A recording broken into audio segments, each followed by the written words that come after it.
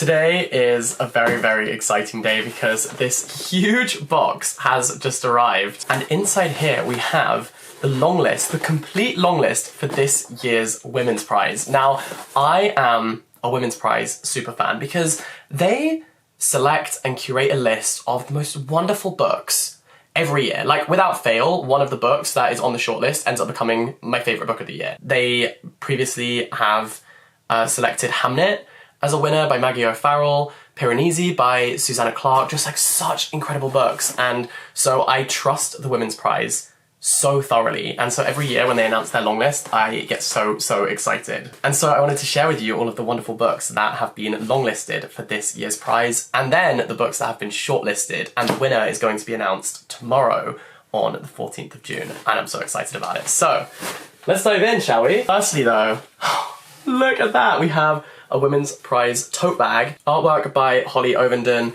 That is stunning.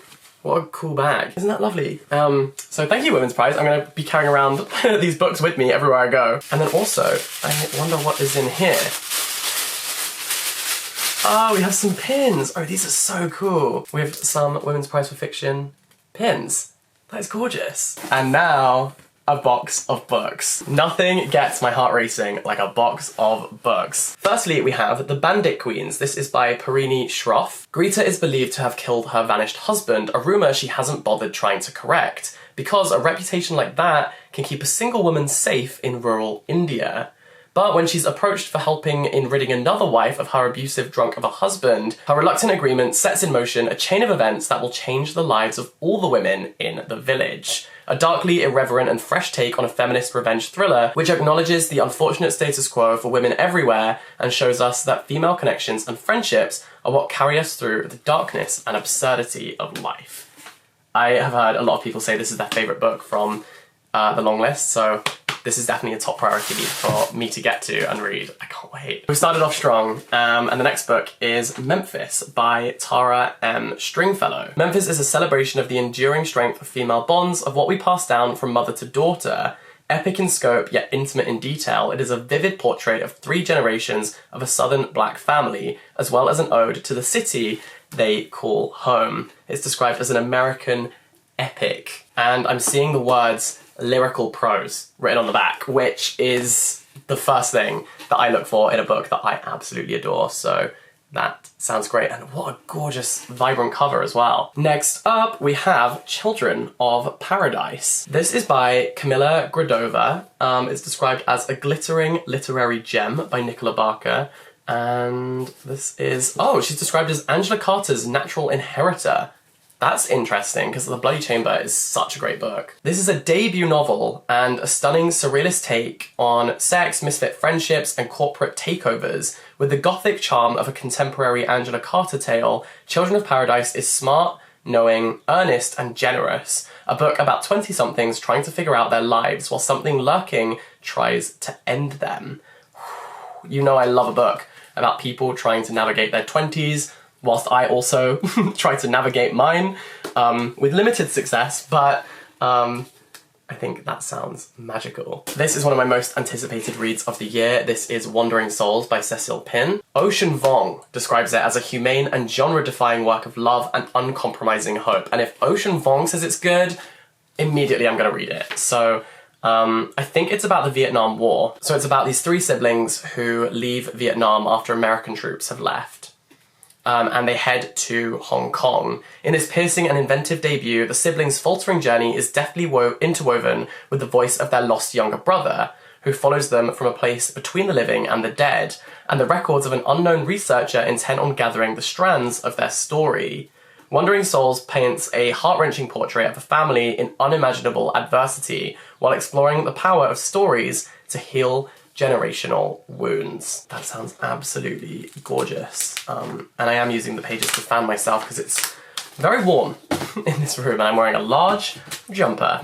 A decision was made, which I've committed to. Next we have Homesick by Jennifer Croft. Jennifer Croft is an iconic literary translator, And this, I believe, is her debut novel. It is an intimate, moving novel about growing up, told with a frankness and wide-eyed sense of wonder that captures the singular world of shared childhood and the heartbreak of leaving it behind. Winner of the International Booker Prize, Jennifer Croft reveals a keen awareness of language's power to translate our very selves. That's so interesting that translation might be a bit of a theme in this book. It's about siblings, about having private languages, about teaching, and also a mystery illness, which all sounds so fascinating. So, looking forward to this one as well. Next, we have Cursed Bread. I love this title so much. This is by Sophie McIntosh, Man Booker Prize longlisted author of The Water Cure. Audacious and mesmerising, Cursed Bread is a fevered confession, an entry into memory's hole of mirrors, a fable of obsession and transformation. Sophie McIntosh spins a darkly gleaming tale of a town gripped by hysteria, envy like poison in the blood, and desire that burns and consumes. Ooh, like very strong emotions there. I feel like the writing is going to be very evocative. That is Cursed Bread. Next we have The Dog of the North by Elizabeth Mackenzie. Even funnier, even more romantic than Mackenzie's previous book, says Karen Joy Fowler. Well, there you go. I mean, I haven't read the previous one, but that sounds good to me. Penny Rush has problems. Her marriage is over, she's quit her job, and her parents are missing in the Australian outback. Her grandmother, by the way, sorry, quick pause. Look at those inside pages. The design of this book is absolutely stunning. Her grandmother, meanwhile, has been found in possession of a sinister-sounding weapon called the Scintillator, and something even worse in her woodshed. Grandma, what do you got going on? What is going on with Grandma? What's she up to? Freshly arrived in Santa Barbara, Penny must deal with these mounting crises alone. Enter the Dog of the North, a borrowed van replete with yellow gingham curtains, a piñata, clunky brakes, and difficult steering. It is also Penny's getaway car from a failed marriage, a family in crisis, and an uncertain future. As Penny sets out in the dog to find a way through the curveballs life's thrown at her, she hopes she can find a way back to herself. If she's lucky, she might even find love along the way. So it's kind of like a road trip novel. Interesting. I'm very intrigued about this grandma. What the hell is this grandma up to? Then we have Glory. Now this is one of the 2 books on this list that I have actually already read. Glory is a book that I didn't love. It is kind of an allegory, a fable about the political situation in a fictional version of Zimbabwe. Very satirical, very tongue-in-cheek. The political figures are replaced by animals in an Animal Farm-esque fashion. I think that comparison kind of becomes inevitable. I found that some of the devices utilised in this book didn't really work for me, but it's been longlisted and shortlisted for a lot of prizes, so I feel like maybe I'm just wrong. Maybe I am just wrong. And maybe this needs a reread. And then the other book that I've already read and absolutely adored was I'm a Fan. I loved this book.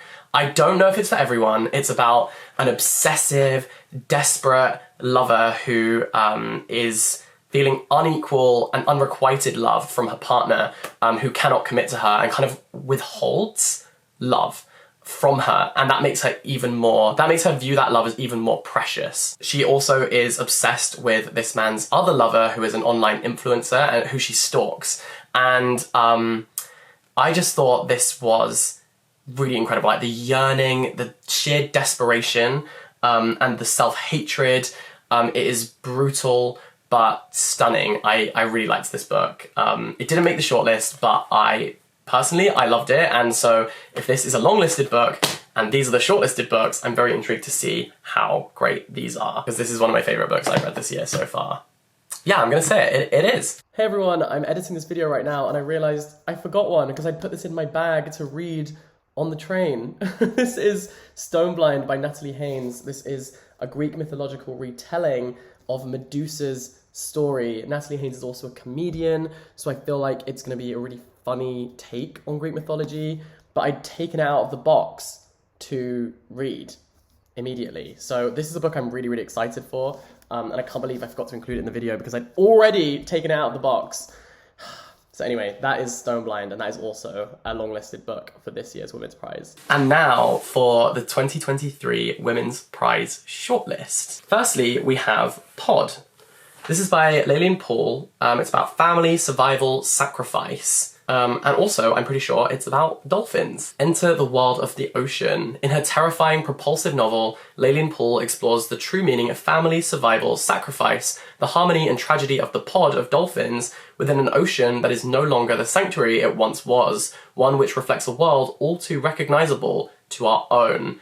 I am fascinated by this and really intrigued about the execution of it, so we will see. Then, a previous winner and an author I absolutely adore, Maggie O'Farrell, wrote Hamnet, which is just spellbinding, so descriptive and evocative, and now this is The Marriage Portrait. It is a beast of a book, it's absolutely huge, but that design is stunning. The Marriage Portrait is a vivid evocation of the beauty and brutality of Renaissance Italy and of a young woman whose proximity to power places her in mortal danger.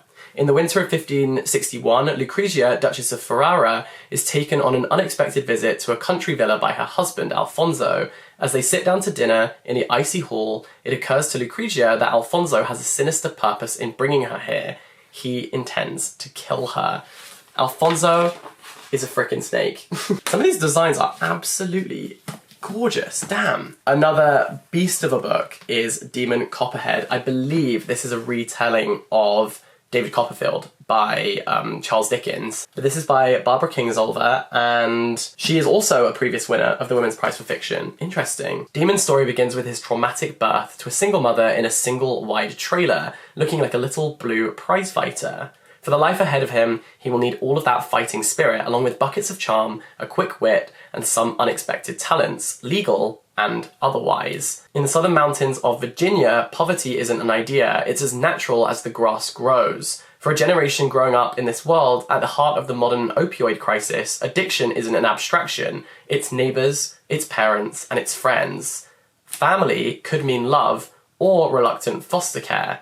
For Demon, born on the wrong side of luck, the affection and safety he craves is as remote as the ocean he dreams of seeing one day. The wonder is in how far he's willing to travel to try and get there. Suffused with truth, anger, and compassion, Demon Copperhead is an epic tale of love, loss, and everything in between. That sounds incredible. Wow. I need to read that. I want to read that right now. That sounds amazing and epic. And I've been hearing a lot about this book. I think it also just won the Pulitzer Prize. Next, we have Fire Rush by Jacqueline Crooks. Caleb Azuma Nelson describes it as beautiful, and Bernardine Evaristo says one to watch. And those are two authors I respect with every fibre of my being. So those are some great endorsements right there. A debut about love, loss, freedom, and dub reggae. Fire Rush is an electrifying state-of-the-nation novel and an unforgettable portrait of black womanhood. It's described as a brilliant, exuberant novel full of beauty, musicality, and feminist power. How wonderful does that sound? And I love this on the back. This is our dancing time. I love this. My pile here is getting pretty stacked. We just have two more books. The first one is Trespasses. This is by Louise Kennedy. It's described as a compulsively readable love story, true and honest, heartbreaking and tender. There is nothing special about the day Kushla meets Michael, a married man from Belfast, in the pub owned by her family. But here, love is never far from violence, and this encounter will change both of their lives forever. Tender and shocking, Trespasses is an unforgettable debut of people trying to live ordinary lives in extraordinary times. Ooh, I believe this is set in Ireland, which of course has had a very tumultuous history, so I cannot wait to read Trespasses, and I love Irish literature, so I think this could be joining that list of books I love. And finally, the final book shortlisted for this year's Women's Prize this year is Black Butterflies by Priscilla Morris. Set in the spring of 1992, each night nationalist gangs erect barricades, splitting the diverse city into ethnic enclaves. Each morning, the weary residents, whether Muslim, Croat, or Serb, push the makeshift barriers aside. Threat hangs heavy in the air. Zora, an artist and teacher, is focused on the day-to-day, her family, her students, her studio in the old town. That nearly got me. That nearly tripped me up. But when violence finally spills over, she sees that she must send her husband and elderly mother to safety with her daughter in England. Reluctant to believe that hostilities will last more than a handful of weeks, she stays behind. As the city falls under siege and everything they love is laid to waste, black ashes floating over the rooftops, Zora and her friends are forced to rebuild themselves over and over. Theirs is a breathtaking story of disintegration, resilience, and hope. How good does that sound? I feel like I've said that about all of them, but wow, what a list. And so this is the shortlist, and this is the long list. And I've got myself into this position now. I don't feel confident to put them down without dropping them.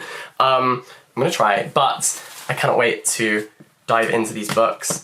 What's my first priority? Maybe Wandering Souls, Fire Rush, and Demon Copperhead, I think. But let me know if you've read any of these books. What did you think of them? Who are you rooting for? And we'll see who wins the prize tomorrow on the 14th of June. I'm actually now heading into London to see the shortlisted authors sharing some passages from these books. I'm off to an event, so follow me on Instagram, head to my TikTok to see more from that, and I will catch you next time. Thank you so much to the Women's Prize for sending me these books. I appreciate it so much, and what a great selection too. So thank you for watching, thank you to the Women's Prize, all the best, stay in touch, have a wonderful day, and check out more from the Women's Prize online. Bye-bye!